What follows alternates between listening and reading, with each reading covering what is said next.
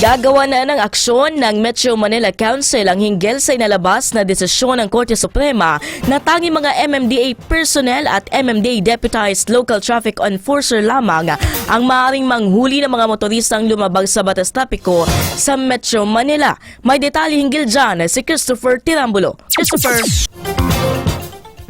Inihayag ng Metro Manila Council na maglalabas ang Metropolitan Manila Development Authority ng Provisional Authority sa mga lokal na traffic enforcer. Ayon kay MMC President at San Juan City Mayor Francis Zamora, magpapatupad sila ng deputization sa mga local traffic enforcer na hawak ng lokal na pamahalaan sa Metro Manila upang makapanghuli sila ng mga motorista na lumabag sa batas trapiko. Dagdag pa ng alkalde na pagsusuotin nila ng ID ang mga traffic enforcer na may nakalagay na deputized na sila ng MMDA. Binigyan din pa ng alkalde na may opsyon ng iba pang LGU na magain ng kanilang motion for reconsideration sa SC. Habang inihayag ni MMDA Chairman Romando Artes na hindi na sila aapela sa SC. Sinabi ng MMDA na dapat pare-pareho ang pagpapatupad ng mga batas trapiko sa buong Kalakang, Maynila. Ipinunto pa ng ahensya na hindi pa final and executory ang desisyon ng kataas-taasang korte.